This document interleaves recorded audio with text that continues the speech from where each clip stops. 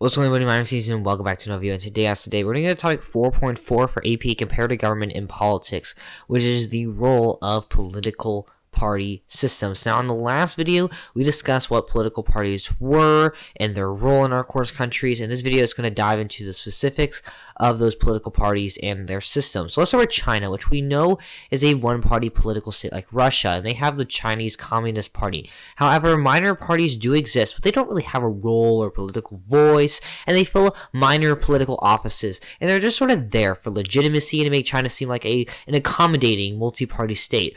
All of these parties also must submit themselves to the Communist Party, and if they don't want to, or they want to overthrow the communists or not agree with the communist role and purpose, they will be disbanded, and the communists will do whatever they want with them with no safe word. Citizen participation in policymaking doesn't exist unless it's nighttime and you're a Chinese person dreaming of policymaking participation. The Communist Party does this for you, though. How sweet of them. Iran is pretty easy for this video because it lacks formal political party structures. Great. Parties operate as loosely formed political alliances with questionable linkages to constituents. Everything must operate under Islam because Iran is theocratic, if you haven't learned anything in this course. And if it's not Islam in Iran, then what the heck are you doing there? Now, no opposing voices are heard, and since parties are vetted by the government, citizen participation isn't a thing, like in China. Mexico's multi-party system is dominated by the National Action Party, the Party of Democratic Revolution, and the Institutional Revolutionary Party. Parties are allowed to form coalitions to nominate candidates for any particular reason.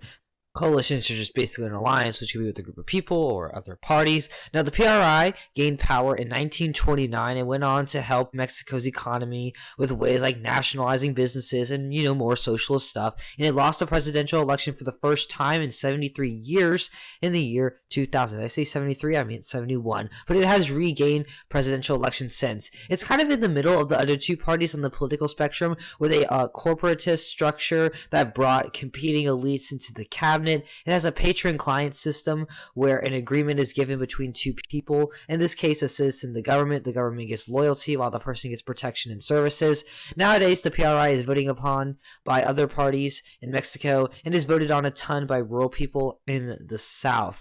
Now, the PRD, the Party of Democratic Revolution, is on the left side of the political spectrum and hasn't won a presidential election. It appeals to the young populace and some intellects, and the main strength is the urban Mexico City area. Now, the National Action Party is on the right side of the political spectrum and has won a presidential election since 2000. And it was created to represent business interests and advocates regional autonomy, less government intervention in the economy, and it has kind of got good relations with the Catholic Church. It appeals to the middle class, especially those in the north and those with higher education. Alright, that was Mexico. Let's move on to Nigeria. Nigeria has a diverse society. We see multiple political parties existing. Some smaller ones that show the interests of ethnic minorities. Quotas have been put in place to include these small groups as well in the political voices. We also see two dominant parties, the All Progressives Congress and the People's Democratic Party. The All Progressives Congress is on the center left of the spectrum and advocates controlled market economies with a strong role in the government and the economy. They support state rights, pro-nationalism, and devolution. The People's Democratic Party is on the center right and favors free market economies and economic liberalism, more info in Unit 5. They support privatization of corporations, but they have a leftist stance on poverty with support of the National Healthcare Insurance Scheme to ensure Nigerians have access to healthcare services. However, they are against same-sex relations and favor social conservatism. They do support religious freedom and a moderate advocacy for state autonomy. Now, in recent years, there has been some deregistration of parties, and as of 2019, there were too many parties on the election list with like 71 candidates, causing some people, aka the voters, to get a little ticked off. Now, 74 parties have then been deregistered. Every candidate in an election must also be in a party, and parties require those candidates to pay to be a part of their own party. So you have to pay to go into the party. So wealthy people can run and not really the poor because they can't really afford it. In Russia, one party has been dominating recent elections, United Russia. And I've said this way too much in the videos. So if you don't know it's United Russia, I don't know what you're doing. There's also been diminished representation of smaller parties, and this has occurred because of changing threshold rules. Then there's the elimination and then reinstatement of single-member districts, and that has affected regional parties and the representation of individual candidates because while Russia can't make up their minds on how to do elections, these single-member voting districts have trouble representing minority groups. The dominant party system can cause frustration and pushback to the government because of this, and while the manipulation of the electoral system in the Duma has silenced many people and candidates. Now, let's move to the United Kingdom. Two major parties, Labour and Conservative, dominate the House of Commons. The Labour Party was formed in the 19th century to represent the working class and has given empowered labor unions. People don't get paid $3 an hour for working in the slums, which isn't really that big of a deal in the United Kingdom because they don't really have that many slums as shown by their HDI score. Now, this party usually does well in urban areas, in the industrial areas, and in Scotland and Wales. Well, not so much in Scotland because of the rise of the Scottish Nationalist Party.